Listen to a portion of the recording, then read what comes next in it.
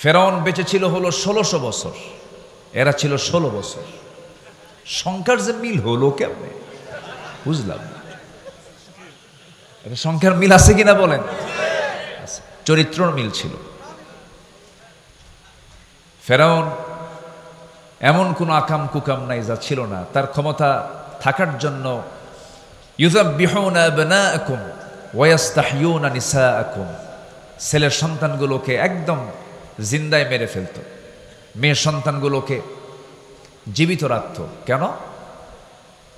নেতৃত্ব যেন না তৈরি হয়। নেতৃত্ব তৈরি হওয়ার ভয়ে মার পেট থেকে সন্তান চিরে বের করে হত্যা করত। কত বড় নরপিশাচ ছিল হলো ফেরাউন। এই পৃথিবীতে যারাই আজও যারা হত্যার রাজনীতি করতে চান, হত্যার রাজনীতি করেন, এদের ব্লাড টেস্ট করলে ধরা পড়বে এদের মধ্যে আছে হলো ফেরাউনের রক্ত। কিসের রক্ত বলেন? ফেরাউনের রক্ত। আমরা নেতৃত্ব দেখেছি অনেক, আমরা চাঁদাবাজকে দেখতে চাই না। আস্তে কোন কেন? আমরা নেতৃত্ব দেখেছি, কিন্তু অসৎ নেতৃত্বের বুকে আমরা লাথি মারতে চাই। আমাদের সব অর্জন হয়ে যাবে যদি আমরা সৎ নেতৃত্ব যদি তৈরি করতে পারি। বিপদ আসবে, মুসিবত আসবে, কিন্তু চ্যালেঞ্জ ধরে রাখতে হবে হলো ইমানের। ইমান যেন আমার ছুটে না যায়। ইমান চলে গেল তো সব চলে গেল। সম্মানিত ভাইয়েরা, আর সেই ইমানকে ধরে রাখার জন্য যে ইলম দরকার, যে জ্ঞান দরকার, জ্ঞান এটা এমন একটি সম্পদ যে জ্ঞানী হয় শয়তান তাকে ধোঁকা দিতে পারে না। শয়তান তাকে কি করতে পারে না? ধোঁকা দিতে পারে না। আমার দেশের উন্নয়নে ধরুন শ্রমিকরা দেশটাকে পিছায় দিয়েছে না আগায় দিয়েছে? আগায় দিয়েছে। আমার দেশের কৃষক যারা কৃষি কাজ করেন তারা দেশকে পিছায় দিয়েছে না আগায় দিয়েছে? আগায় দিয়েছে। প্রবাসী, লক্ষ লক্ষ প্রবাসী প্রবাস জীবনে থেকে ওই পাখির মতো ঝুলে ঝুলে কনস্ট্রাকশনের যে কাজগুলো করেন, তারা দেশকে পিছায় দিয়েছেন না আগায় দিয়েছেন? আগায় দিয়েছেন। আচ্ছা বলুন তো, শ্রমিক, এই কৃষক, এই প্রবাসী লোকগুলো কি শিক্ষিত না অশিক্ষিত? অশিক্ষিত। তারা অশিক্ষিত হওয়ার পরও এই শ্রমিক, এই প্রবাসী, এই কৃষক অশিক্ষিত থাকার পরও দেশকে তারা আগায় দিল, দেশের উন্নয়নে বিশাল ভূমিকা পালন করলো। কিন্তু দেশকে পিছায় দিল কারা? বলেন কারা? শিক্ষিতরা। কোন শিক্ষিতরা? যারা কোরআন শিখেছে তারা মনে হয় নাকি? বলেন বলেন তারা। তাহলে শিক্ষা দু প্রকার। দেশকে পিছায় দিয়েছে রুহের শিক্ষায় শিক্ষিত যারা, যে শিক্ষার মধ্যে প্রাণ আছে, ওহির শিক্ষার মধ্যে যে প্রাণটা আছে, এই শিক্ষায় শিক্ষিত লোকগুলো দেশকে পিছায় দেয় নাই। দেশের টাকা লোপাট করে বাইরে পাচার করেছে ওই সমস্ত শিক্ষিতরাই যারা কোরআন ছাড়া জ্ঞান অর্জন করে জাতিকে ঠকিয়ে দিয়েছে। সম্মানিত ভাইয়েরা, আমি বলছি না যে আপনি ইঞ্জিনিয়ার হবেন না, হবেন। আমি বলছি না আপনি ডাক্তার হবেন না, হবেন। কেন হবেন না? ডাক্তার হবেন, ইঞ্জিনিয়ার হবেন, কিন্তু সব জ্ঞান অর্জন আপনি করতে পারবেন, আপত্তি নেই।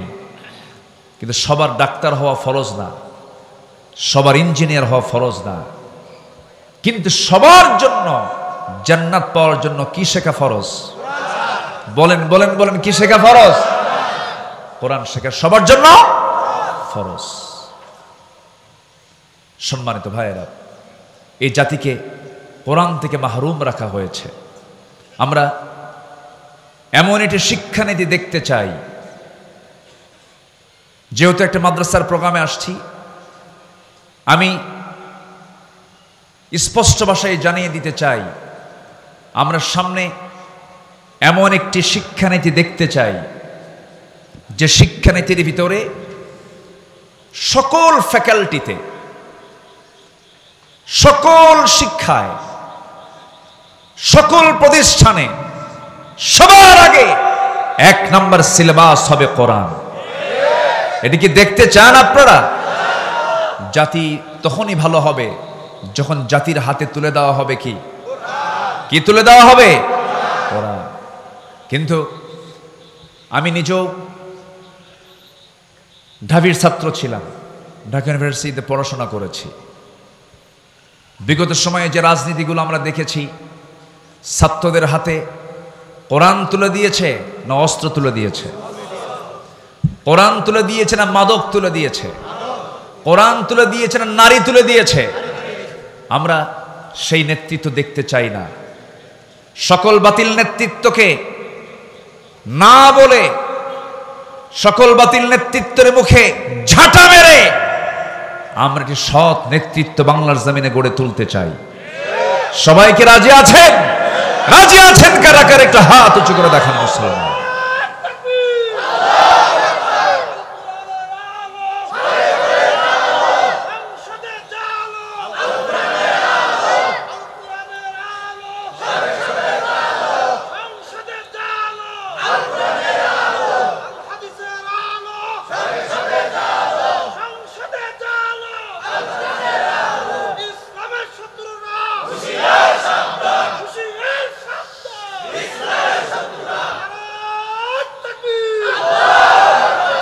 আল্লাহ কবুল করুন, জোরে বলি আমিন।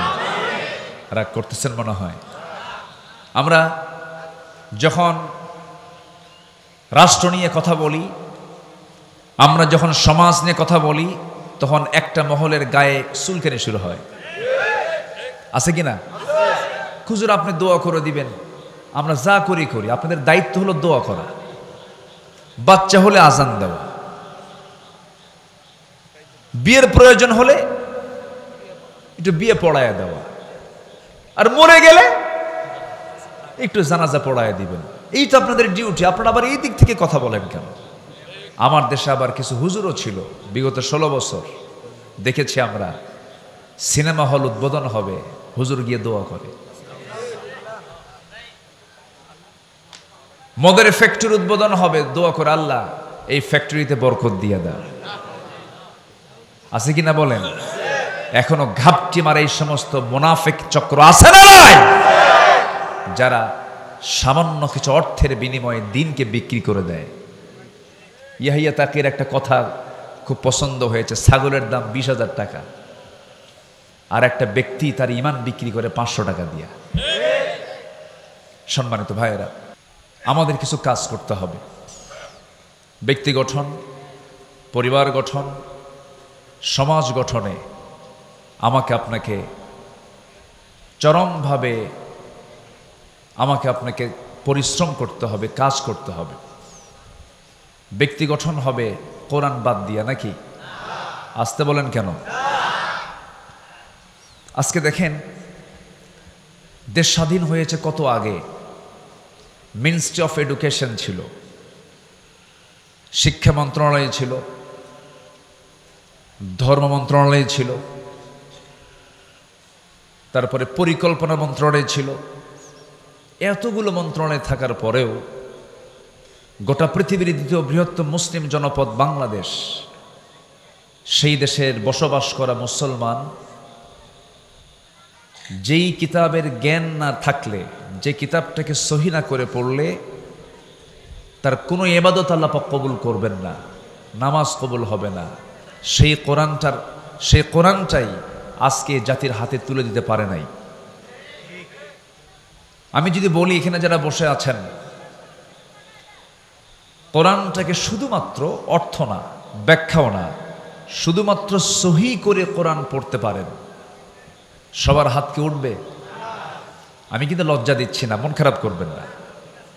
আমি যদি বলি এখানে নন মুসলিম কেউ আছেন, থাকলেও 2-1 থাকতে পারেন, কিন্তু ম্যাক্সিমাম কিন্তু এখানে মুসলিম। অথচ মুসলিম হওয়ার পরেও, মুসলিম পরিবারে জন্মগ্রহণ করার পরেও আমি আপনি সহি করে কোরআন পড়তে পারছি না। কোরআন পড়তে পারি না, এই দোষ যদিও হ্যাঁ প্রথম ব্যক্তির হতে পারে, কিন্তু অবশ্যই আমি কেন কোরআন শিখতে পারি নাই, একটি রাষ্ট্র থাকার পরেও, যে রাষ্ট্রে একটা আইন থাকার পরেও, যেখানে শিক্ষা মন্ত্রণালয় থাকার পরেও আমি কেন কোরআনটাকে সহি করে পড়তে পারি না? এটার মূল কারণ হলো এই ষড়যন্ত্র আজকের নয়। এই উপমহাদেশ শাসন করেছে ওই লুটেরা। ইউরোপরা এসে 200 বছর শাসন করেছে না শোষণ করেছে? শোষণ করেছে। তাদেরকে আমরা উৎখাত করেছি, তাদেরকে আমরা তাড়িয়েছি। ব্রিটিশ বিরোধী আন্দোলন করেছে এই জাতি, কিন্তু ব্রিটিশরা চলে গেলেও তাদের রেখে যাওয়া ব্রিটিশি ল প্রত্যেকটা কোর্টে, আদালত প্রাঙ্গণে আছে না নাই বলেন তো? আমাদের এলাকায় একটা গালি আছে, যদি কেউ যদি খুব বদমাইশ হয় তাকে বলে তুই তো ব্রিটিশ। এর এলাকায় আছে কিনা জানি না। তুই তো ব্রিটিশ মানে এটা গালি, একটা কি বলেন তো? গালি। কেন বলবে না? কারণ ইউরোপের সভ্যতা, আধুনিক যে ইউরোপ গড়ে উঠেছে, সব আমার দেশের সম্পদ চুরি আর লুটপাট করে। সম্মানিত ভাইয়েরা, সেই ব্রিটিশ বিরোধী আন্দোলন করে তাদেরকে তাড়ালাম। তাদের তৈরি করা আইনকে আমরা এখনো রেখে দিয়েছি। তাদের তৈরি করা সিলেবাস, কারিকুলামকে আমরা এখনো রেখে দিয়েছি। এজন্য এই জাতির এখনো ভালো করে দিন শেখা হলো না, ভালো করে কোরআন শেখা হলো না। এরপরে আবার বিগত 16 বছর খুব বরকতের সরকার ছিল। যতটুকু ছিল ইসলাম, এটাকেও তারা মুছে ফেলার সমূহ চেষ্টা করেছে। এমন কোনো ওয়ে নাই, সকল ওয়ে তারা খাটিয়েছে। কিন্তু সবচেয়ে বড় ধরা কার? আসতে বলবেন না কার? আল্লাহ আছেন না নাই? আল্লাহ ছিলেন, আছেন, থাকবেন। তিনিই প্রথম, তিনিই শেষ, তিনিই গোপন, তিনিই প্রকাশ্য। আল্লাহ রাব্বুল আলামিন বলেন, হুয়াল আউয়ালু ওয়াল আখিরু ওয়াল যাহিরু ওয়াল বাতিন ওয়া হুয়া বিকুল্লি শাইইন আলীম। তিনি প্রকাশ্য, তিনি গোপন, তিনি প্রথম, তিনি শেষ। সকল ক্ষমতা কারো হতে পারে না, সকল ক্ষমতা একমাত্র কার? সকল ক্ষমতা কার? আল্লাহ। এদেশের জনগণ ভাবছিল না মরা পর্যন্ত উপায় নাই। আল্লাহ কয় এত হতাশ হলে হয়? আমি কি আল্লাহ নাই? আলাইসাল্লাহু বিকাফিন আবদা। বান্দার জন্য যথেষ্ট কে? আসতে বলবেন না কে? আমরা চাওয়ার চাইতে বেশি পেয়ে গেছি। এটা যেন আমাদেরকে বিপদে না ফেলে। আবার কেমন যেন মনে হচ্ছে আমার কাছে, আমরা বেশি মনে হয় পেয়ে গেছি। এটার জন্য আমরা যেন এই বিগত 16 বছর, সম্মানিত ভাইয়েরা, তাহলে ক্ষমতা কারো না, ক্ষমতা একমাত্র কার? আল্লাহ। সে আল্লাহর পক্ষ থেকে যে কিতাব কোরআনটা নাজিল হয়েছে, এটা হচ্ছে সকল অশান্তি দূর করার, সকল কল্যাণের একমাত্র উৎস হলো এই কোরআন। এই কোরআনটা নিয়ে আজকের এই আয়োজন, এই কোরআনটা নিয়ে মাদ্রাসার সৃষ্টি, এই কোরআনকে নিয়ে আজকের এই আলোচনা। তা আমি কিছু কথা বলতে চাচ্ছি। আমি আবার একটু আনইজি ফিল করছি, রাত অনেক হয়ে গেছে। কষ্ট পাচ্ছেন না তো আপনারা? বলি আলহামদুলিল্লাহ, জোরে বলি আলহামদুলিল্লাহ। পৃথিবীর সকল জ্ঞান যেখানে হেরে যায়, সকল জ্ঞান যেখানে শেষ, সেখানে কোরআনের জ্ঞানটা শুরু। বলি আলহামদুলিল্লাহ। আল্লাহ পাক এর মধ্যে এমন কিছু তথ্য দিয়েছেন যা পৃথিবীর কোথাও পাওয়া যায় না, খুঁজে পাওয়া যায় না। এটা একটা আশ্চর্য কিতাব। এটা এমন একটা কিতাব যে কিতাবের মধ্যে আল্লাহ রাব্বুল আলামিন সকল জ্ঞান, সকল তথ্য, সকল কিছু আল্লাহ পাকের মধ্যে উপস্থিত করে দিয়েছেন। বলি আল্লাহু আকবার। কোন অফিস চালাবেন আপনি এই কিতাব দিয়ে? কোন অফিসটা আপনি চালাতে চান? স্বরাষ্ট্র মন্ত্রণালয় মনে হয় নাই এর মধ্যে, নাকি আছে? আছে আছে মনে হয়। আচ্ছা, মনে হয় ক্যান্টনমেন্ট চলবে না, সাভার এই যে ক্যান্টনমেন্ট আছে না সাভার, এটা মনে হয় কোরআন দিয়ে মনে হয় খুব একটা দুর্বল হবে, নাকি? চলবে কিনা বলেন? আমার নবীর হাতে তসবি ছিল না তরবারি ছিল? বলেন বলেন। ওই যে আমরা তসবি কিনে আনেন হাজির সাহেবরা, এরকম তসবি হাতে ছিল না তরবারি ছিল? রাসূল তসবি ব্যবহার করেছেন, আমি পাইনি কোথাও, এটা আমি পাইনি। মাঝে মাঝে হাতে তসবি থাকে কিছু কিছু ব্যক্তির, দেখি মুখ নড়ে না কিন্তু হাত নড়ে, আছে কিনা বলেন তো? আচ্ছা, নড়া দরকার কি? মুখের উচ্চারণ যদি না হয় তাহলে কি হলো বলেন তো? সুবহানাল্লাহ, এটা আসতে বললেও কি মুখ নড়ে কিনা বলেন? কিন্তু মুখ নড়ে না, হাত নড়ে। লক্ষণ কি বলেন তো? লক্ষণ কি? খালি এটা নড়তেছে, এই কথা কয়, আবার এদিকে কথাও কয়, এই কথা কয় আর এদিকে তসবি নড়ে, আছে কিনা বলেন? তাহলে এটা কি বলেন? এটা কি বলেন?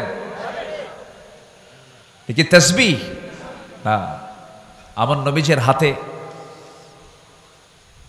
গণনার জন্য কোনো তাসবিহ ছিল না, আমার রাসূলের হাতে ছিল দিন প্রতিষ্ঠার জন্য তরবারি। আমাদেরকে কথা বলতে দেয়নি দীর্ঘ 16 বছর। কত আলেমকে কত যে প্রকার জুলুম করেছে। আল্লামা সাইদির মতো মানুষটাকে ধরে রিমান্ডে নিয়ে প্রায় 2-2.5 মাস ধরে একটানা 3 দিন 4 দিন পর্যন্ত একটা চেয়ারে বসে রেখে হিন্দু পুলিশ দিয়া তার মুখে থাপড়ানো হয়েছে। মাথা চক্কর মেরে তিনি পড়ে গেছেন। সম্মানিত ভাইয়েরা, আল্লাহ কি শোনেন না? আল্লাহ শোনেন কিনা বলেন? আল্লাহ শোনেন। চোখের পানিতে যায় নামাজ ভিজে গেছে, চোখের পানিতে জেলখানার বালিশ ভিজে গেছে। আজকের যিনি মেহমান কথা বলবেন, আমার প্রিয় ভাই খালিদ সাইফুল্লাহ আইয়ুবী, তার হাত ভেঙে দেওয়া হয়েছে।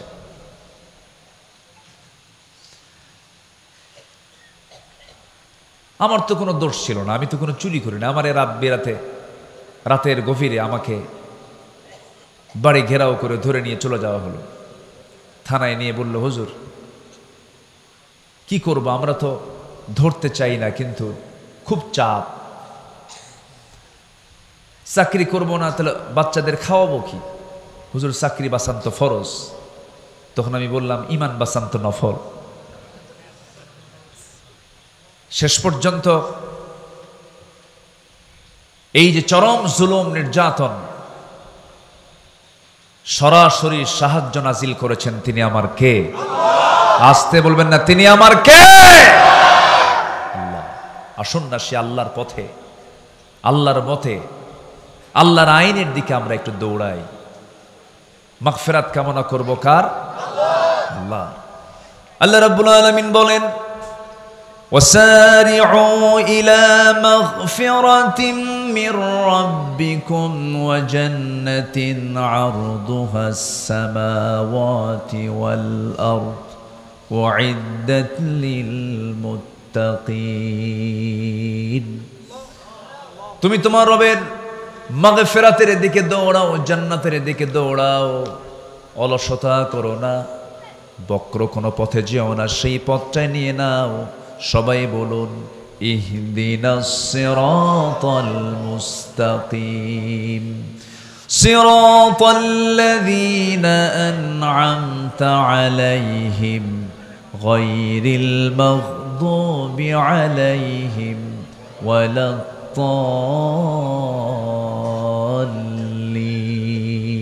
এরপরে আর একটু জোরে বলুন না ভাই। আল্লাহর পথে টিকে থাকতে হবে। ঈমান টানা সহজ, কিন্তু ঈমানের উপরে টিকে থাকাটা কঠিন। নবীর হাতে বায়াত নিয়ে দিন গ্রহণ করে বেঈমান হয়ে মারা গেছে এমন রেকর্ড আছে না নাই? নবীর চেহারা দেখে, নবীর বয়ান শুনে, নবীর হাতে হাত রেখে ঈমান গ্রহণ করার পরে আবিসিনিয়াতে হিজরত করে পর্যন্ত চলে গেছে, সেখানে খ্রিস্টান হয়ে দুনিয়া থেকে বিদায় নিয়েছে। এই জন্য আমার বন্ধুগণ, আল্লাহ রাব্বুল আলামিন সেই জন্য সুন্দর করে এক জায়গায় বলছেন, ইন্নাল্লাযীনা ক্বালু রাব্বুনাল্লাহু সুম্মা ইসতাকামু তাতানাজ্জালু আলাইহিমুল মালায়েকা আল্লা তাখাফু ওয়া লা তাহজানু ওয়া আবশিরু বিল জান্নাতিল্লাতী কুনতুম তুআদুন। জোরে বলুন আল্লাহু আকবার। যারা ঈমান আনবে এবং তার উপরে টিকে থাকবে তাদের জন্যই তো জান্নাত। টিকে থাকতে হবে, শেষ নিঃশ্বাস পর্যন্ত বলতে হবে আমার রবকে। আসতে বলবেন আমার রবকে, আল্লাহ আমার রব। টিকে থাকতে হবে। ঈমান তো আনা যায়, কিন্তু ঈমান আনার পরে হাজারো বাধা আপনার সামনে আপনার জীবনে চলে আসবে। হাজারো ঝামেলা আসুক না কেন, মহামুসিবত আসুক না কেন, সেই সময় প্রকৃত যারা ঈমানদার তাদের জবান থেকে বের হবে কি, আল্লাযীনা ইযা আসাবাতুহুম মুসিবাতুন ক্বালু ইন্না লিল্লাহি ওয়া ইন্না ইলাইহি রাজিউন। জোরে বলুন আল্লাহু আকবার। যখন কোনো বিপদ আসবে ভাবতে হবে আল্লাহর সাহায্য, আল্লাহ পাক আমার প্রতি সাহায্য নাজিল করবেন। আশাদ্দুন নাসি বালাউল আম্বিয়া সুম্মাল আমসাল ফাল আমসাল। এই জগতে আদম থেকে শুরু করে নিয়ে আজ পর্যন্ত যত মানুষ পাঠিয়েছেন এবং পাঠাবেন, এর মধ্যে সবচেয়ে বড় বালা মুসিবত এসেছে হলো নবীদের উপরে, এবং তারপরে যত বালা মুসিবত আসছে আমার আল্লাহর যারা পছন্দের বান্দা তাদের উপরে। তাহলে বালা মুসিবত বিপদ আল্লাহ পাক দেন কি খারাপ ব্যক্তির উপরে বেশি না ভালো বান্দার উপরে বেশি? ভালো বান্দার উপরে বেশি। আমি 8টি পয়েন্টে কথা বলতে চাই, সময় লাগবে, আমাকে সময় দেবেন? আমার আবার তবিয়ত হলো একটু সময় নিয়ে কথা বলা, এটা অভ্যাস। আমি যারা আমার আলোচনা শোনেন, আমি একটু সময় নিয়ে কথা বলি, যে সময় আমাকে দিলে আমি তাহলে কথা বলা শুরু করতে পারি। কারো কোনো আপত্তি নাই তো? হয়তো কষ্ট হচ্ছে আপনাদের, একটু গরম, অসুবিধা হচ্ছে, একটু মনোযোগ দিয়ে শুনবেন। আল্লাহ তুমি শোনার তৌফিক দান করুন। জোরে বলি আল্লাহুম্মা আমিন। কোরআনের আলোকে প্রকৃত মুমিনের আদর্শ চরিত্রের একটা রূপরেখা আমি তুলে ধরতে চাচ্ছি। আমরা আমাদের চরিত্রকে সুন্দর করে সাজাবো হলো কোরআন দিয়ে। জোরে বলি ইনশাআল্লাহ। নাম্বার 1, আমার দিলটা থাকতে হবে সর্বক্ষণ কার ভয়ে ভীত? আসতে বলবেন না, কার ভয়ে ভীত থাকতে হবে? আল্লাহর ভয়। আল্লাহর ভয়ে ভীত হলেই পৃথিবীর কোনো ভয় ওই দিলে স্থান পায় না। আল্লাহর ভয়টা ইস্তেকামাত হলে পরে সেই দিলের মধ্যে কোনোদিন কোনো কপট, কোনো কটু চক্রান্তকারী তার ঈমানকে ছিনতাই করে নিতে পারে না। সেই হৃদয়ে শয়তান বাসা বাঁধতে পারে না। এজন্য আমাদের দিলে যে ভয়টা, এই ভয়টা জাগ্রত করতে হবে। কার ভয়? আল্লাহর ভয়। খুব কমন একটা আয়াত। আল্লাহ রাব্বুল আলামিন সূরা আনফালের শুরুতে 2 নম্বর আয়াতে সুন্দর করে আল্লাহ রাব্বুল আলামিন বলছেন, যারা পারেন এই আয়াতগুলো সবারই মুখস্থ থাকা দরকার। আল্লাহ রাব্বুল আলামিন সুন্দর করে বলছেন, ইন্নামাল মুমিনুনা আল্লাযীনা ইযা যুকিরাল্লাহু ওয়াজিলাত কুলুবুহুম وَإِذَا تُلِيَتْ عَلَيْهِمْ آيَاتُهُ زَادَتْهُمْ إِيمَانًا وَعَلَى رَبِّهِمْ يَتَوَكَّلُونَ জোরে বলুন আল্লাহু আকবার। মুমিনের তিনটা দিক আল্লাহ রাব্বুল আলামিনের জায়গায় তুলে ধরেছেন। নাম্বার 1 হলো আল্লাহর জিকির করা। আল্লাহর জিকির করলে পরে যারা প্রকৃত যারা ইমানদার তাদের দিলটা প্রকম্পিত হয় কার ভয়ে? আসতে বলবেন না, কার ভয়ে? আল্লাহর ভয়ে। নাম্বার 2 হলো ইমান যদি একটু দুর্বল থেকে থাকে, কোরআনের সুন্দর করে তেলাওয়াতের মধ্য দিয়া, কোরআনটাকে বোঝার মধ্য দিয়া, তেলাওয়াত, কিরাআত, দিরাসাত, তাদাব্বুর সমস্ত হকগুলো আদায় করে যে বান্দা কোরআনের হক আদায় করে কোরআনটা সুন্দর করে বোঝার চেষ্টা করবে, ইমান যদি দুর্বল থাকে কোরআন শোনার সঙ্গে সঙ্গে তার ইমানটা শতগুণে বৃদ্ধি পেয়ে যায়। জোরে বলি সুবহানাল্লাহ। মোবাইলের চার্জ কমে গেছে, চার্জার দিয়ে চার্জ দিতে হয়। ইমানের চার্জ একটু দুর্বল হয়েছে, চার্জ দিতে হয় কি দিয়া? আসতে বলবেন না, কি দিয়া? যে দলের রাজনীতি কোরআন দিয়ে নয় সেই দল করা হারাম। আসতে কন কেন? আসতে কন কেন? মুসলমান কখনো জাতীয়তাবাদকে বিশ্বাস করতে পারে না। মুসলমান কখনো সেকুলারিজমকে বিশ্বাস করতে পারে না। মুসলমান কখনো ক্যাপিটালিজমকে বিশ্বাস করতে পারে না। মুসলমান কখনো মানুষের তৈরি করা কোনো ইজমকে, কোনো মতবাদকে, তন্ত্রমন্ত্রকে বিশ্বাস করতে পারে না। মুসলমান বিশ্বাস করবে কার দেওয়া বিধানকে? আল্লাহর দেওয়া বিধানকে মুসলমান বিশ্বাস করবে। তাহলে কোরআন তেলাওয়াত করলে পরে, কোরআনটার সঙ্গে সম্পর্ক রাখলে পরে ইমানের চার্জ কমে না বাড়ে? আসতে বলবেন না, কমে না বাড়ে? বাড়ে। অতএব যেখানে কোরআন পাবেন, যেখানে কোরআনওয়ালা পাবেন, সেই জায়গায় আমাদের বৈঠক বেশি হওয়া দরকার, তাদের সঙ্গে যোগসাজশ বেশি রাখা দরকার। যেখানে গেলে বিড়ি পাওয়া যায়, যেখানে গেলে পরে ইয়াবার ট্যাবলেট পাওয়া যায়, যেখানে গেলে পরে অস্ত্র পাওয়া যায়, যেখানে গেলে পরে চাঁদার ভাগ পাওয়া যায়, যেখানে গেলে পরে নারী পাওয়া যায়, ওই সমস্ত জায়গাকে আমাদের মাইনাস করতে হবে। ঠিক কিনা বলেন? এমন জায়গা আছে না নাই আমার দেশে? আসতে বলবেন না, আছে না নাই? আচ্ছা সম্মানিত ভাইয়েরা, তাহলে ইমান বৃদ্ধির জন্য মাধ্যম হলো এই কিতাবের সঙ্গে সম্পর্ক রাখা। আর জিকির করলে দিলে ভয় সৃষ্টি হয় কার ভয়? আল্লাহর ভয়। নাম্বার 3 হলো ওই সমস্ত বান্দাগুলো যারা আল্লাহকে ভয় করে, আল্লাহর কালামকে যারা সুন্দর করে তেলাওয়াত করে, ওই সমস্ত বান্দার আরেকটা গুণ হলো ওই সমস্ত বান্দাগুলো জীবনের সকল জায়গায় ভরসা রাখে কার উপরে? আসতে বলবেন না, কার উপরে? আল্লাহর উপরে। আল্লাহ রাব্বুল আলামিন বলেন, ফাইদা আযামতা ফাতাওয়াক্কাল আলাল্লাহ ইন্নাল্লাহা ইউহিব্বুল মুতাওয়াক্কিলিন। যখন তোমরা কোনো সিদ্ধান্তহীনতায় পড়ে যাবে, যখন তোমরা কোনো কঠিন মুসিবতের মধ্যে পড়ে যাবে, সেই সময় তোমরা আমার উপরে ভরসা করবে। আমি আল্লাহ রাব্বুল আলামিন আমার প্রতি ভরসা করনেওয়ালা, আমার প্রতি যারা ভরসা করে আমি তাদেরকে দারুণ ভালোবাসি। জোরে বলি সুবহানাল্লাহ। তাহলে আমাদের ভরসার জায়গাকে আসতে বলবেন না, কে? জনগণ সকল ক্ষমতার উৎস। ভরসা না এটা? এটা কি ভরসা? ভরসা নয়। সকল ক্ষমতা কার? সকল ক্ষমতার উৎস কে? আল্লাহ তাআলা।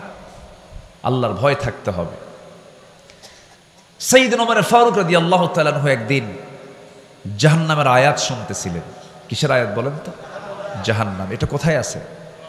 বলেন বলেন, জাহান্নামের আয়াত কোথায়? কোরআন। শোনা মাত্রই অস্থিরতা বেড়ে গেল, খুব কাঁদতেছেন। কাঁপতে কাঁপতে অঝরে ঝাড়ায় তিনি চোখের পানি ফেলতে লাগলেন। অস্থির চিত্ততা নিয়ে তিনি নিজেই নিজেকে বলছেন ওই হাকাইয়া ওমর আন্না লাকান নাজাহ, ওমর তোমার জন্য কি নাজাত আছে নাকি, তোমার জন্য কি নাজাত আছে নাকি। চিৎকার করে করে কান্নাকাটি করছেন, চোখের পানি ফেলে ফেলে কাঁদতেছেন, অথচ যে ওমর আল্লাহ রাব্বুল আলামিন দুনিয়ার জিন্দেগিতে জান্নাতের ঘোষণা দিয়েছেন, ওমর জান্নাতি। রাসূল নিজে বলেছেন ওমর ফিল জান্নাহ, ওমর জান্নাতি। সে ওমর যদি জাহান্নামের আয়াতগুলো শুনতে শুনতে অস্থির হয়ে যান, চোখের পানি ফেলে ফেলে কাঁদেন। এই জীবনের বৃদ্ধির দিকটা আমরা যদি নিজের জীবনে বাস্তবায়ন করতে চাই, জাহান্নামের যে আয়াতগুলো আছে, আয়াতগুলো আমাদের সামনে নিয়ে আসার দরকার আছে না নাই? আছে। আমরা সুন্দর করে কোরআনটা পড়বো, জোরে বলি ইনশাআল্লাহ। কোরআনটা বেশি বেশি পড়বো, বেশি বেশি শুনবো, কোরআন শুনবো বেশি, গান শুনবো।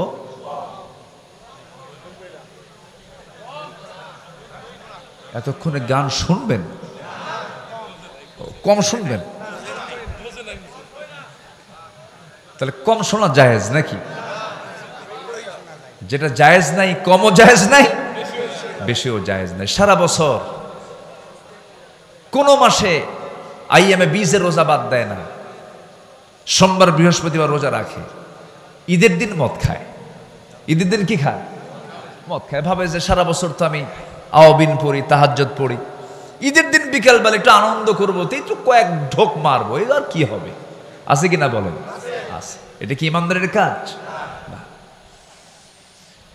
ইমানদার কখনো যেটা হারাম, অল্প হারামও সে গ্রহণ করতে যাবে না। ইমানদার সম্পূর্ণ হারাম জিনিসকে, হারাম খাদ্যকে, হারাম বস্তুকে, হারাম পন্থাকে সে চুল পরিমাণও গ্রহণ করতে পারে না।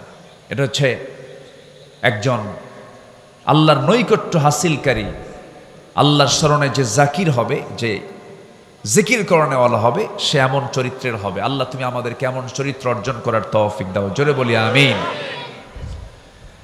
সে আদর্শ চারিত্রিক রূপরেখার 2 নম্বর দিক হচ্ছে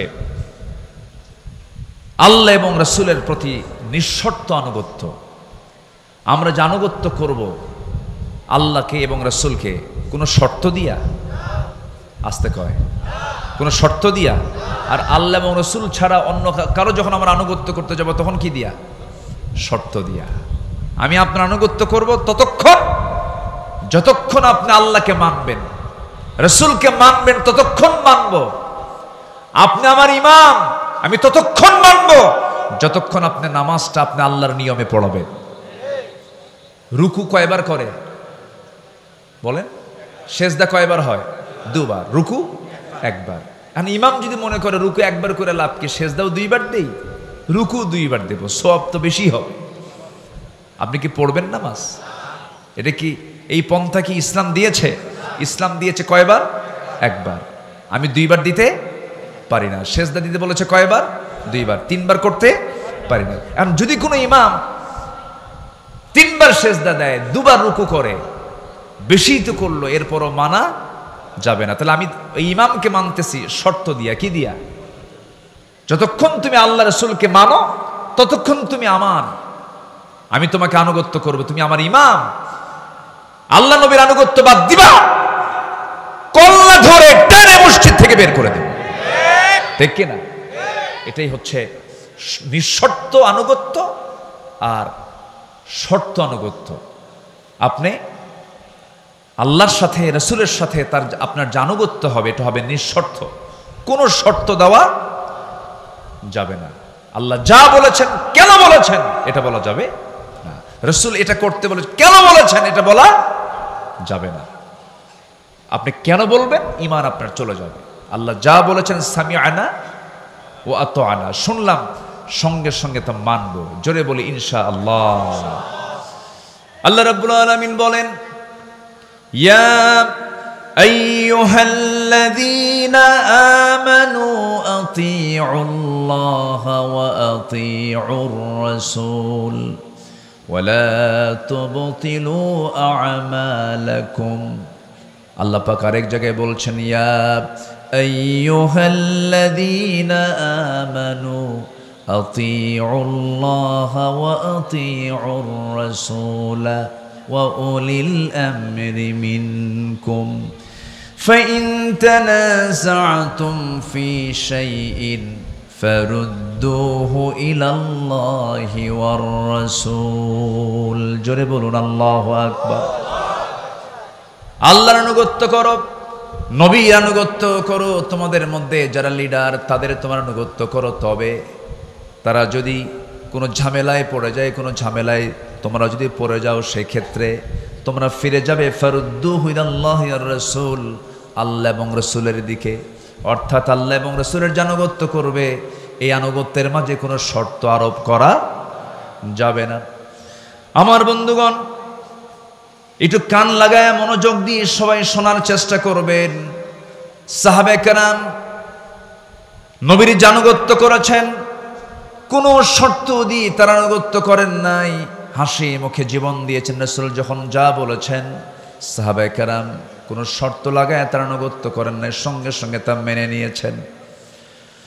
আল্লাহ রাব্বুল আলামিন আমার রাসূলকে এত দাম দিয়েছেন, এত সম্মান দিয়েছেন।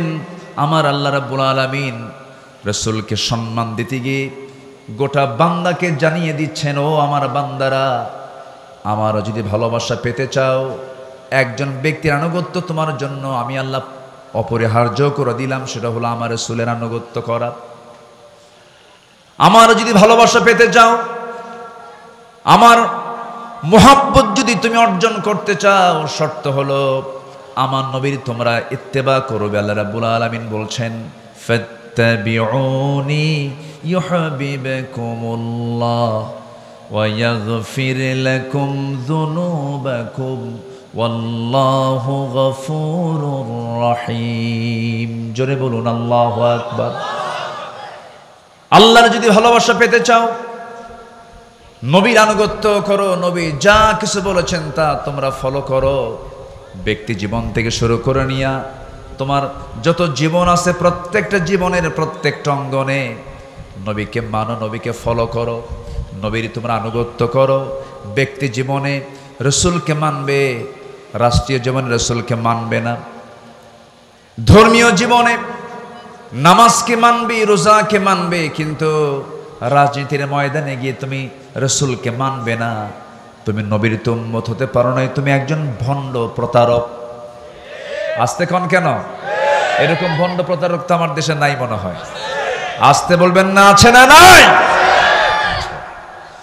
সম্মানিত ভাইয়েরা, রাসূলকে ভালোবাসা মানে এটা নয় একটু দুরূদ শরীফ পড়লাম, হ্যাঁ সওয়াব পাবেন, অবশ্যই দরুদ পড়লে সওয়াব পাবেন না কেন? দরুদ পড়লেন, মুখে সুন্দর একদম মুখ ভরা দাঁড়িয়ে রাখলেন, মাথায় পাগড়ি পরলেন, একটু আতর লাগালেন, মেসওয়াক করলেন, সমস্যা নাই, এগুলো সুন্নাহ, ভালো, আলহামদুলিল্লাহ, কোনো সমস্যা না। আমি বলছি না যে এগুলোর গুরুত্ব ইসলামে নাই, আছে। কিন্তু মুখের দাড়ি কিন্তু আবু জেহেলেরও ছিল। এরপরে পোশাক আশাক দিয়ে যদি জান্নাত পাওয়া যেত, বর্তমান বিশ্বে অন্যান্য ধর্মের অনেক পোশাক আছে যেটা ইসলামের সঙ্গে মিলে যায়, আছে কিনা বলেন? মিলে যায়। আল্লাহ তাআলা বাহ্যিক কোনো কিছুকে প্রাধান্য দিবেন না। ইন্নাল্লাহা লা ইয়ানজুরু ইলা সুওয়ারিকুম ওয়ালা ইলা জাসামিকুম ওয়ালাকিন ইয়ানজুরু ইলা কুলুবিকুম ওয়া আমালিকুম। আল্লাহ তোমাদের দেহ দেখবেন না, আল্লাহ তোমাদের চেহারা দেখবেন না, আল্লাহ দেখবেন তোমার ভিতরটা এবং তোমার আমলটা আল্লাহ পাক দেখবেন। সম্মানিত বন্ধুগণ, সম্মানিত ভাইয়েরা, এই জন্য নবীর প্রতি এবং আল্লাহর প্রতি যে আনুগত্য হবে, এই আনুগত্যের মাঝে কোনো শর্ত আরোপ করা যাবে না। সম্মানিত ভাইয়েরা, সাদ ইবনে মুআজ রাদিয়াল্লাহু তাআলা আনহু একজন সাহাবী, যিনি 30 বছর বয়সে ইসলাম কবুল করেন, 35 বছর বয়সে শাহাদত বরণ করেন। ইসলাম পেয়েছেন কয় বছর? বলেন, কয় বছর পেয়েছেন? মাত্র 5 বছর। এই 5 বছরে তিনি ইসলাম পেলেন। প্রথম যে যুদ্ধ হলো বদর, বদর যুদ্ধের দিন তিনি বদরের ময়দানে দাঁড়ালেন। এই যুদ্ধটা ছিল কি সমান সমান যুদ্ধ না অসম যুদ্ধ? অসম। 313 কোথায় আর 1000 কোথায়? অশ্বারোহী কোথায় আর পদাতিক কোথায়, পায়ে হেঁটে যাওয়া আর ঘোড়ার পিঠে থেকে যুদ্ধ করা, অস্ত্র হাতে নিয়ে যুদ্ধ করা আর অস্ত্র ছাড়া যুদ্ধ করা, একটা অসম যুদ্ধ ছিল। সেই যুদ্ধের ময়দানে এই সাদ বিন মুআজ রাদিয়াল্লাহু তাআলা আনহু যখন আমার নবী যখন ডাকলেন দীপ্ত কণ্ঠে, সেই বদরের ময়দানে দাঁড়িয়ে তিনি বলছেন, ফাওয়াল্লাযী বাআসাকা বিল হক, আল্লাহর কসম করে বলছি যিনি আপনাকে সত্য সহ প্রেরণ করেছেন, লাউস্তাআরাতু বিনা হাযাল বাহর, হে রাসূল আপনি যদি আমাদেরকে সমুদ্রের দিকে অগ্রসর করতে বলেন আমরা অগ্রসর হব, ঝাঁপিয়ে পড়ব, আপনার আনুগত্যের বাইরে আমরা এক চুল পরিমাণ যাব না। জোরে বলে সুবহানাল্লাহ। সেই সাহাবী বদরে গেলেন, উহুদও গেলেন, খন্দকের যুদ্ধ পরপর এই ৩ নম্বর যুদ্ধে অংশগ্রহণ করলেন। মাত্র 5 বছর তিনি ইসলাম পেয়েছেন, 30 বছরের দিন গ্রহণ করলেন, 35 বছরে দুনিয়া থেকে বিদায় নিলেন। যখন উহুদের ময়দানে, খন্দকের পরীক্ষা খননের যুদ্ধের ময়দানে যখন তিনি উপস্থিত, যুদ্ধ শেষ হওয়ার মাঝেই একটা আক্রমণ তার প্রতি করা হলো, রক্তক্ষরণ শুরু হয়ে গেল। সে রক্তক্ষরণে তিনি রক্তশূন্যতায় পড়ে গেলেন। এক পর্যায়ে তাকে বাঁচানো গেল না, তিনি দুনিয়া থেকে বিদায় নিলেন। সাহাবায়ে কেরাম শোকাহত চিত্ততা নিয়ে রাসূলের সামনে এসে বলছেন, ইয়া রাসূলুল্লাহ, আপনার প্রিয় সাহাবী সাদ বিন মুআজকে আমরা অনেক চেষ্টা করেছি, তার সেবা করেছি, বাঁচল না, দুনিয়া থেকে বিদায় নিয়েছেন। আমার নবীজি শোনা মাত্রই ইন্না লিল্লাহ বললেন, তার জন্য দোয়া করলেন। এবং আমার নবীজি বলেন, সাহাবীরা শোনো, আমার এই প্রিয় সাহাবীর মাত্র 5 বছরের ইসলামের আনুগত্যের মধ্য দিয়ে সে যে জীবন যাপন করেছে, আল্লাহ পাক তার এই মৃত্যুতে এত বেশি খুশি হয়েছেন যে আরশ আজিম পর্যন্ত প্রকম্পিত হয়েছে। ইহতাজ্জাতিল আরশ, আরশ প্রকম্পিত হয়েছে তার মৃত্যুতে। মানে আরশ জেনে গেছে, আরশের ফেরেশতারা জেনে গেছে যে একজন আল্লাহর প্রকৃত বান্দা দুনিয়া থেকে বিদায় নিলেন। মাত্র কয় বছর? আসতে বলেন কয় বছর? 65 বছর পার হয়, নামাজ পড়ে না। 67 বছরের বুড়া মানুষ, চামড়া কুচকে গেছে, টেনে টেনে নাপিতকে কয় দাড়িটা কেটে দে। বুড়া কি হওয়া সম্ভব? আছে না নাই? বদনসিব, এরকম বদনসিব আছে না নাই? আচ্ছা, এগুলো করা যাবে না। আমরা জীবনের সকল জায়গায় আনুগত্যের চূড়ান্ত দিকটা আমরা আল্লাহর জন্য, রাসূলের জন্য আমরা বরাদ্দ করব। জোরে বলি ইনশাআল্লাহ। জি ইনশাআল্লাহ। সম্মানিত ভাইয়েরা, আমি কি শেষ করে দেব? আলোচনা চালাব। দায়িত্ব এবং জবাবদিহিতার ভারে বিগলিত হৃদয় এবং আত্মসমালোচনা। যে ব্যক্তি নিজের দোষ খুঁজে পায় সে হচ্ছে আল্লাহর পছন্দের বান্দা। বলি আলহামদুলিল্লাহ। আমরা খুঁজে পাই কার দোষ? বলেন বলেন, অন্যের দোষ। কিন্তু দোষ খুঁজে বের করতে হবে কার? নিজের দোষ। নিজেরই তো সমস্যা অনেক, আমি অন্যের সমস্যা দেখবো কখন? নিজেই তো রোগী, ঠিক কিনা বলেন? আমার দোষ আছে না নাই? আচ্ছা, কিন্তু আমরা অন্যের দোষে আমরা তালাশে ব্যস্ত হয়ে পড়ি না। নিজের সমালোচনা, নিজের দোষ খোঁজার চেষ্টা করতে হবে এবং মাথায় রাখতে হবে জবাবদিহিতার কাঠগড়ায় দাঁড়াবো একদিন। কার সামনে? আসতে বলবেন না, কার সামনে? আল্লাহর সামনে। আল্লাহ রাব্বুল আলামিন সুন্দর করে বলছেন, ইন্না আরাদনাল আমানাতা আলাস সামাওয়াতি ওয়াল আরদ ওয়াল জিবালি ফাআবাইনা আন ইয়াহমিলনাহা ওয়া আশফাকনা মিনহা ওয়া হামালাহাল ইনসান ইন্নাহু কানা যালুমান জাহুলা। জোরে বলুন আল্লাহু আকবার।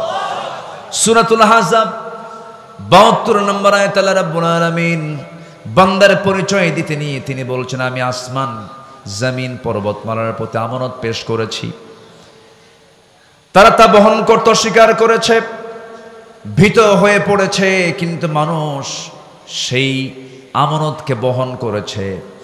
আমার বন্ধুগণ, মানুষকে আল্লাহ পাক সে দায়িত্ব দিয়েছেন। একজন খলিফার কথা কিছুক্ষণ আগেও বলেছি, 2 নম্বর খলিফার নাম কি বলেন? বলেন কি? কিসের আয়াত শুনে কেঁদেছেন? মনে আছে আপনাদের? ওমর। আল্লাহু আকবার। কয় নম্বর খলিফা? বহুদিন আগে এক মাহফিলে বললাম, ওমরে ফারুককে চিনেন কে? তো সামনে থেকে এক ছোট্ট ছেলে দাঁড়ায় বলে, হুজুর আমি চিনি। কে? আমাদের বাড়ির দোতলায় ভাড়া থাকে। আমাদের বাড়ির দোতলায় ভাড়া থাকে। এটা কি সেই ভাড়া থাকা ওমর? কোন ওমর?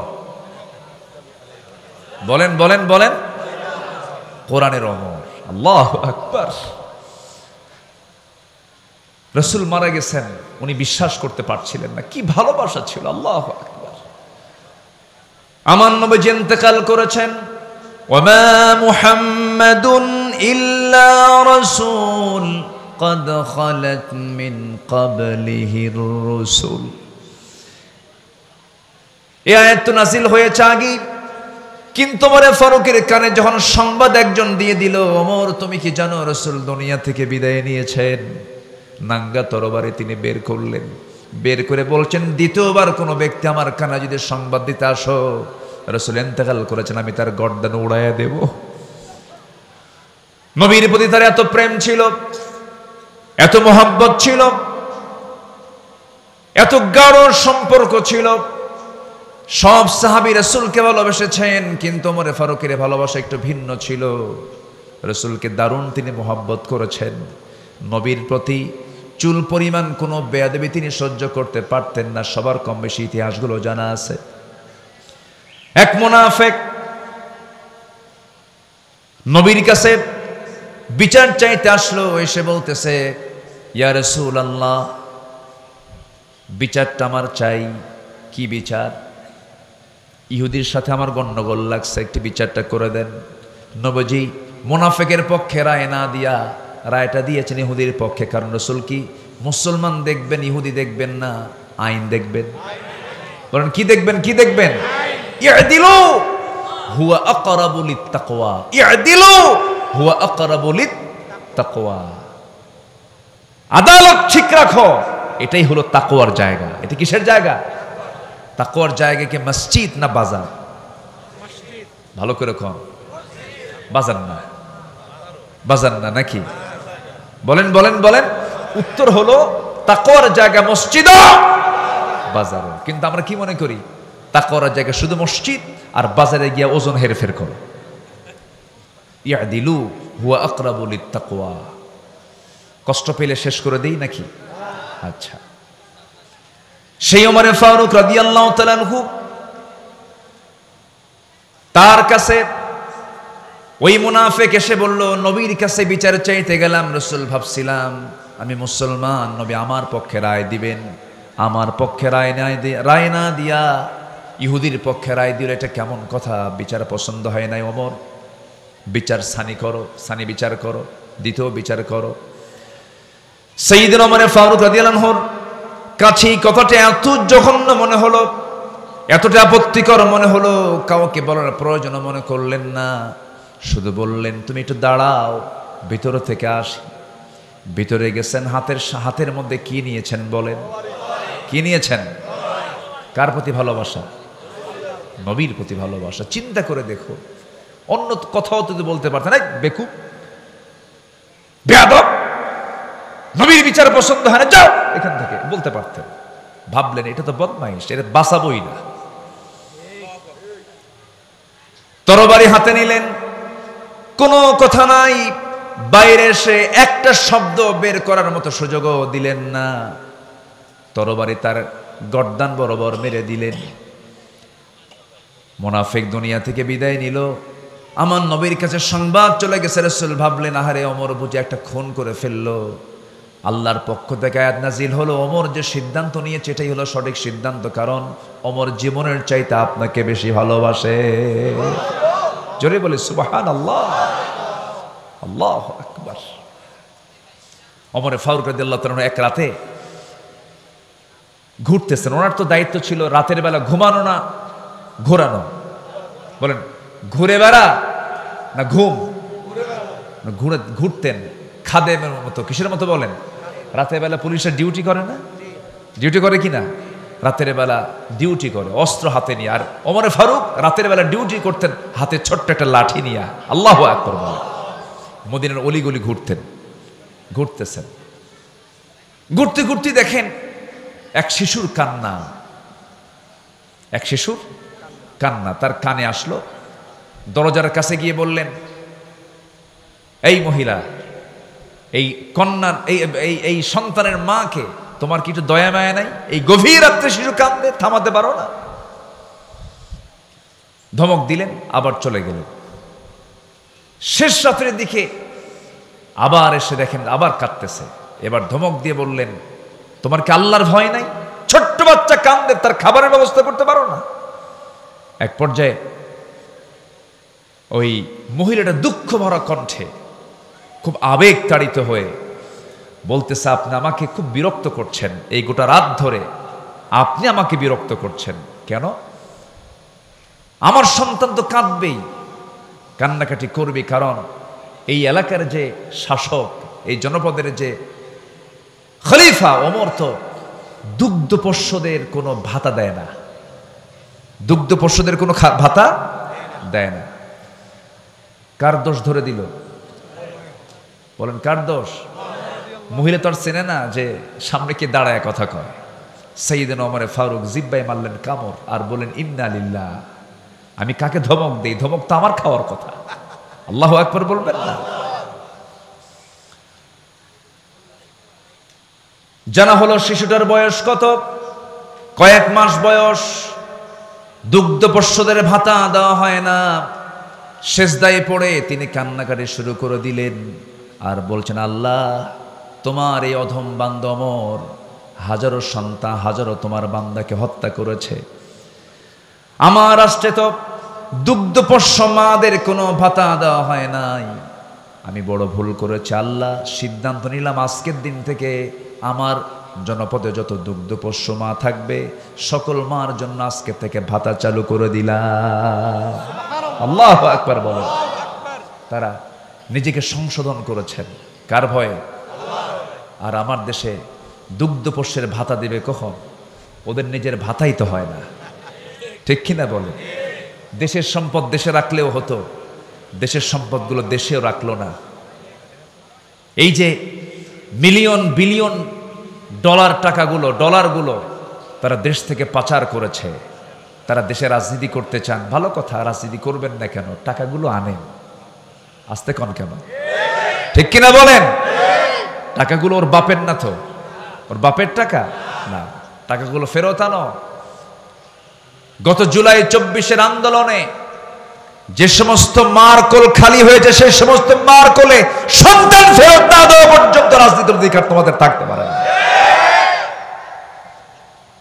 নিজের চোখে দেখেছি আমি। জুলাই আমি ঢাকায় ছিলাম, বৃষ্টির মতো গুলি করা হয়েছে, পাখির বাচ্চার মতো গুলি করে হত্যা করা হয়েছে।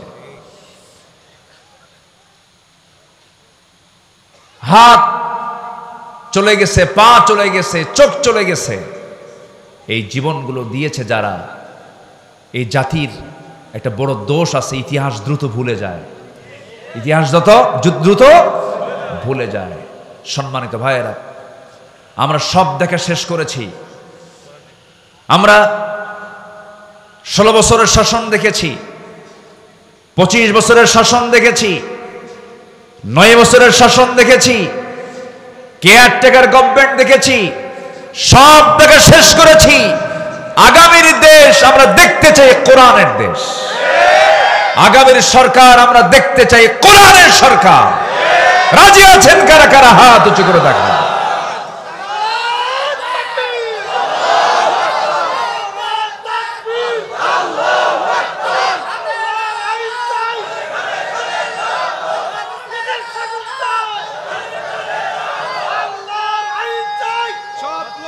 আল্লাহ কবুল করুন, জোরে বলে আমিন।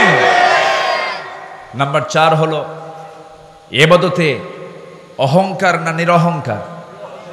নিরহংকার এবং বিশুদ্ধ চিত্ততা নিয়ে আমরা ইবাদত করব। জোরে বলি ইনশাআল্লাহ।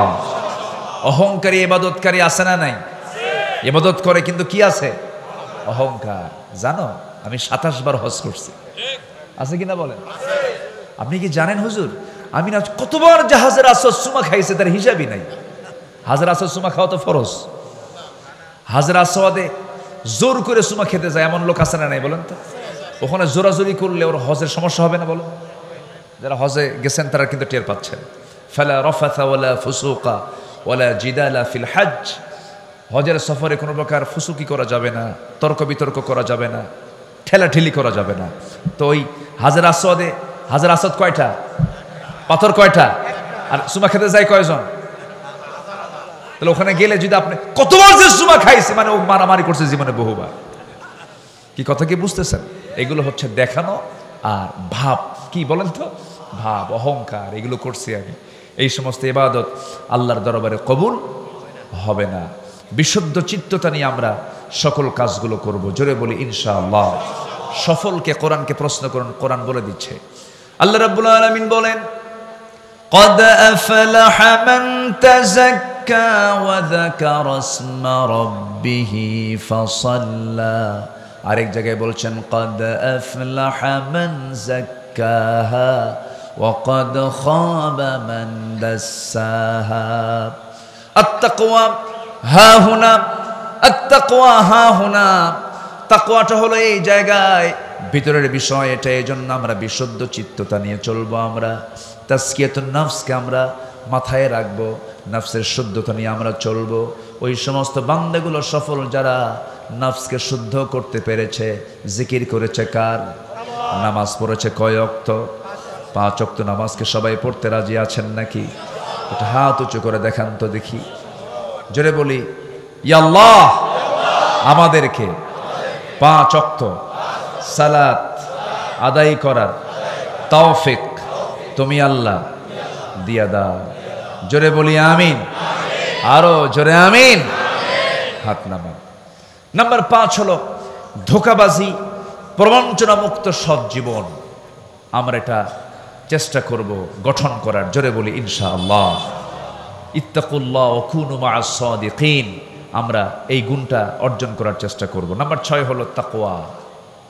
একমাত্র ভয় থাকবে কার? আল্লাহ পাকের। নাম্বার 7 হচ্ছে, নাম্বার 7 হচ্ছে অধীনস্থদের অধিকার এবং ইনসাফ প্রতিষ্ঠা করা।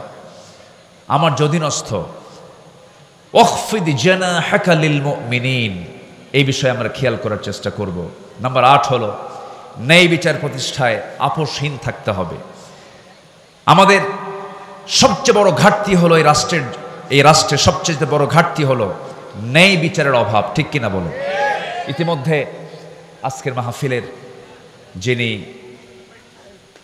অন্যতম মেহমান, বরেণ্য অতিথি, আমার প্রিয় ভাইজান, এদেশের অগণন মানুষের হৃদয়ের স্পন্দন, আমার প্রিয় ভাইজান, অত্যন্ত বিনয়ী মানুষ, হাসি খুশি মানুষ, মুহাদ্দিস, মুফাসসির, ওয়াইজ, মুহতারাম মাওলানা খালিদ সাইফুল্লাহ আইয়ুবী হাফিজাহুল্লাহ। বলি আলহামদুলিল্লাহ। থামেন, আছেন কেমন?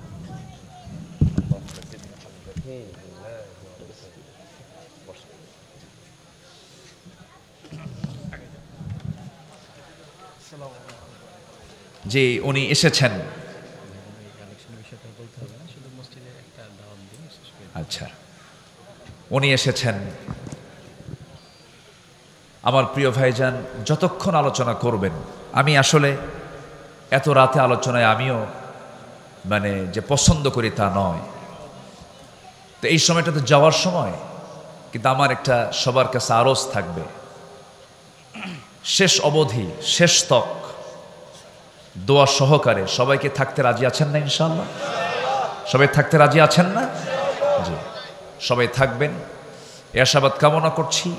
এবং আমার নির্দিষ্ট আলোচনা কোরআনের আলোকে আমার জীবন গড়ার জন্য যে 8টি পয়েন্ট আমি যে কথা বললাম, আল্লাহ যেন আল্লাহর এই পরামর্শগুলো আমাদের জীবনে ট্রিট করে, আমাদের জীবনে বাস্তবায়ন করে আমরা যেন আমাদের জীবনকে আলোকিত করে আল্লাহর সে আদালতে আখিরাতে জবাবদিহিতার সেই কাঠগড়ায় দাঁড়িয়ে যেন সুন্দর জবাব দিতে পারি এই আশাবাদ কামনা করে আমি শেষ করছি। তার আগ দিয়ে মসজিদুল আকসা, মসজিদুল আকসা এটা কোরআন খচিত একটা আয়াতের একটা অংশ। সুবহানাল্লাযী আসরা বিআবদিহি লাইলাম মিনাল মসজিদিল হারাম ইলাল মসজিদিল আকসা। এই কোরআনের এই বরকতময় শব্দটাকে নিয়ে তারা এই মসজিদটার নামকরণ করেছেন। যদিও দৃশ্যমান নাই, কিন্তু জায়গা আছে। এই মসজিদটার জন্য দোয়া করবেন, আল্লাহ যেন দ্রুত এটা দৃশ্যমান আকারে যেন আপনার সামনে যেন পরিস্ফুটিত হয়। এর জন্য আপনাদের দোয়া দরকার 1 নম্বর। এবং মসজিদ কি বানাতে হবে কিনা বলেন? মসজিদ বানাবেন কে? আল্লাহ। আর আমরা কি করব?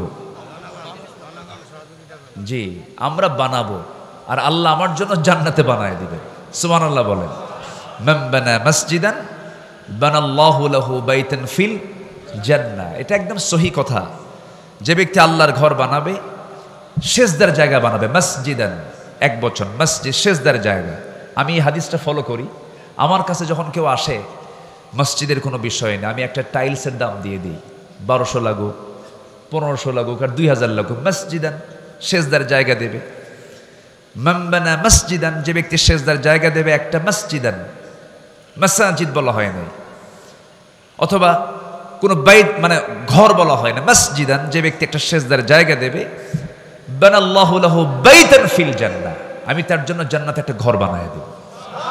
তাহলে একটা সেজদার জায়গার টাইলসও যদি দিয়ে আল্লাহকে বলা হয়, আল্লাহ তুমি তো বলেই দিয়েছো একটা সেজদার জায়গা দিলে আমি তার জন্য জান্নাতে একটা ঘর দিয়ে দেব, বিশাল সওয়াবের কাজ। শুনবেন যেখানে মসজিদ হচ্ছে, বাস এটা টাইলসের দাম দিয়ে দিবেন মিনিমাম।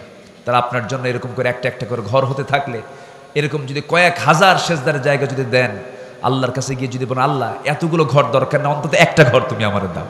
রব্বি বিনি লি ইনদাকা বাইতান ফিল জান্নাহ ওয়া নাজ্জিনি মিন ফিরআউনা ওয়া আমালিহি। আসির সালাতু ওয়াসসালাম কয়টা ঘর চেয়েছেন? কয়টা ঘর? একটা। রব্বি বিনি লি ইনদাকা বাইতান ফিল জান্নাহ, আমার জন্য একটা ঘর দাও জান্নাতের মধ্যে, আমি বেশি ঘর চাই না। ওয়া নাজ্জিনি মিন ফিরআউনা ওয়া আমালিহি, ফিরআউন থেকে তার অপকর্ম থেকে তুমি আল্লাহ আমাকে বাঁচায় দাও। এজন্য ইয়াহইয়া তাকির এই চূড়ান্ত মুজাহাদা প্রচেষ্টার মধ্য দিয়ে সুন্দর একটি মাদ্রাসার রূপ এখানে রূপায়িত হয়েছে। এটা আলো ছড়াচ্ছে এলাকায়, মসজিদ নির্মাণ হবে। আপনাদের সার্বিক সহযোগিতা কামনা করছি। আমি এতক্ষণ ধরে যে কথা বললাম, এটা আমার বেয়াদবি হচ্ছে। আমি মোহতারাম প্রিয় ভাইজানের হাতে মাইক ছেড়ে দিয়ে দোয়া চেয়ে, সবার কাছে দোয়া চেয়ে, ভাইয়ের কাছে দোয়া চেয়ে, এবং আমিও দোয়া করি সবার জন্য। আমি আমার কথা এখানেই শেষ করছি। সুবহানাকাল্লাহুম্মা ওয়া বিহামদিকা আশহাদু আল্লা ইলাহা ইল্লা আনতা আস্তাগফিরুকা ওয়া আতুবু ইলাইক। আসসালামু আলাইকুম ওয়া রাহমাতুল্লাহি ওয়া বারাকাতুহু।